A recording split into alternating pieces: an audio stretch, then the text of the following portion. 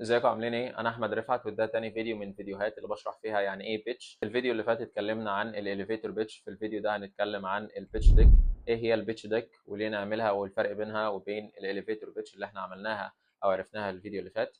فيلا بينا. ايه هي البيتش ديك؟ البيتش ديك هي عرض تفصيلي للاليفيتور بيتش بتاعتنا، بنستخدمها عشان نحكي قصة البيزنس بتاعنا للبوتنشال انفسترز او اللي هم اللي هيستثمروا في البيزنس بتاعنا. الفرق ما بينها وما بين الاليفيتور بيتش ان البيتش ديك هي طويله شويه، انما الاليفيتور بيتش انت ممكن تقولها في جمله واحده او جملتين زي ما اتعرفنا الفيديو اللي فات. امتى بنعمل البيتش ديك؟ البيتش ديك احنا بنعملها مع الاليفيتور بيتش على طول لما نكون جاهزين اللي احنا ندخل استثمار للشركه بتاعتنا او الستارت اب بتاعتنا، وفي الغالب بتكون بعد مرحله الفاليديشن فيز او اي مرحله بتتطلب فيها استثمار، او ممكن اي مرحله عادي زي ما قلنا او شرحنا ان اي مرحله ممكن يخش فيها استثمار عادي جدا.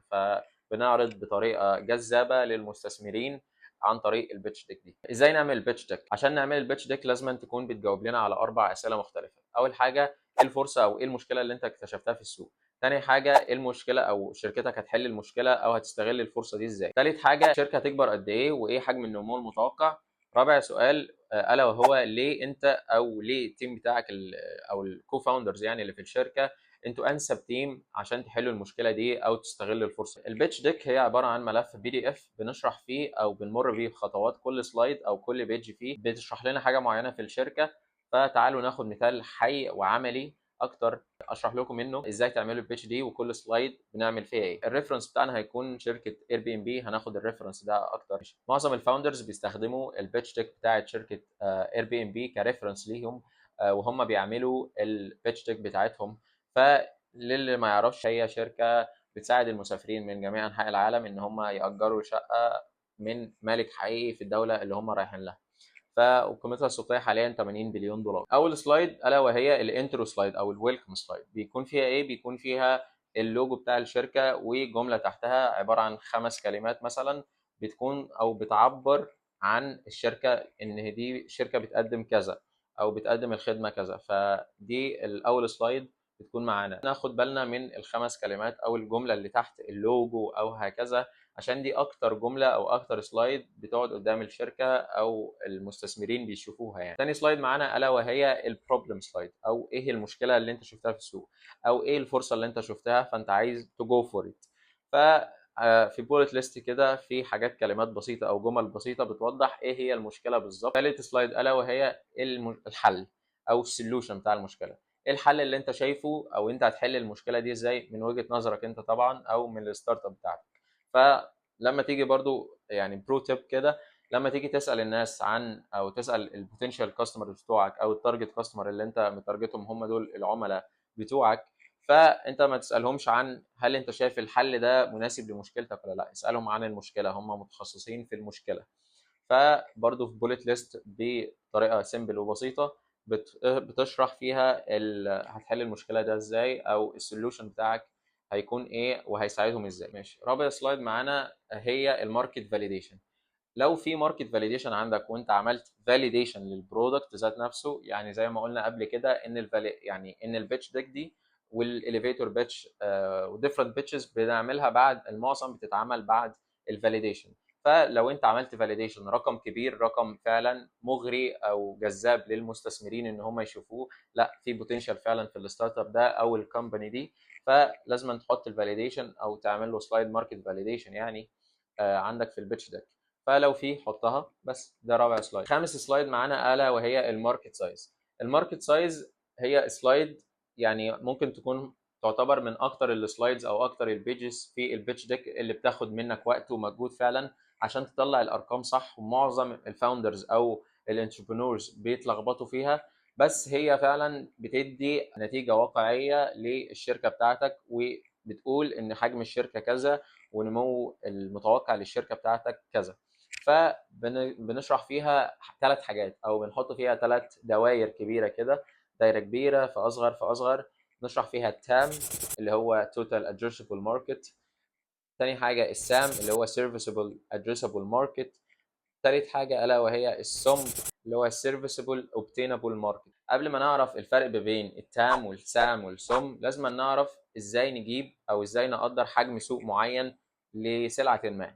فعشان نقدر حجم سوق معين لسلعه اكس مثلا، فاحنا بناخد معادله بسيطه الا وهي الكاستمرز ملتبلاي او ضرب الافريج انوال ريفينيو. يعني ايه؟ يعني عدد العملاء بتوع السلعه دي في المتوسط السنوي اللي هم بيصرفوه، او متوسط الربح السنوي اللي هم بيصرفوه.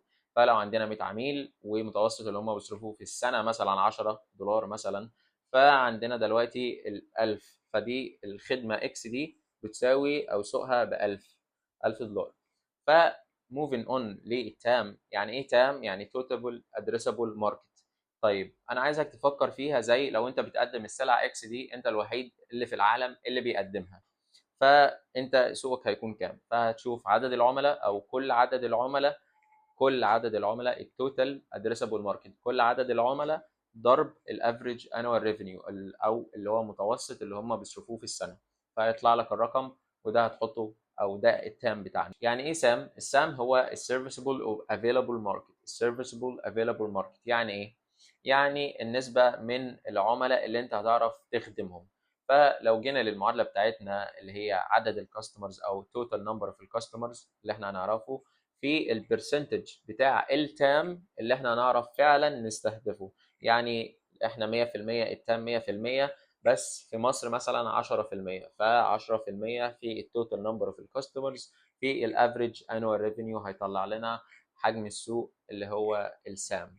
السم اختصار لايه؟ اختصار ل serviceable obtainable market.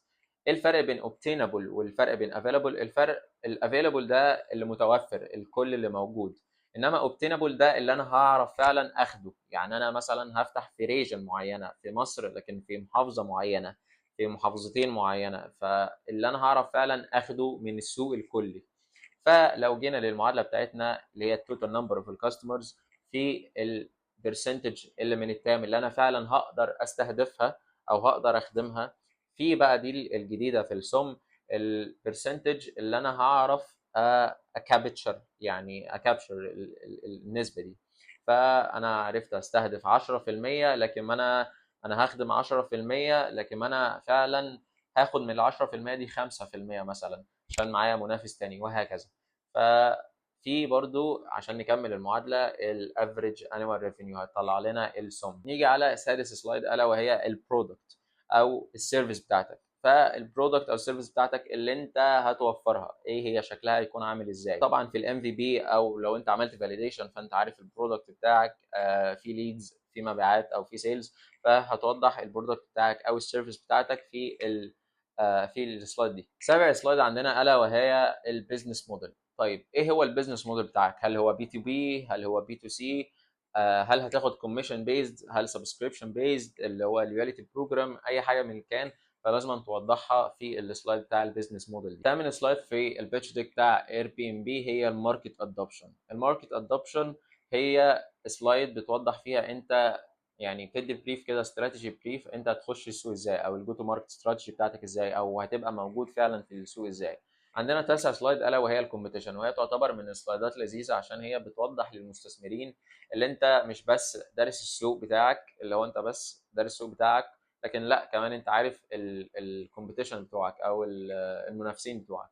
فهنا اير بي ام بي بيحط لنا بين جراف كده بسيط ما بين الافوردبل، هل هو افوردبل ولا اكسبنسيف، هل الاونلاين ترانزاكشن ولا اوفلاين ترانزاكشن. فهو بيحط نفسه او بيبوزيشن هيمسيلف از افوردبل واونلاين ترانزاكشن. 10 سلايد معانا الا وهي اخر سلايد هي الكومبيتيتيف ادفانتج.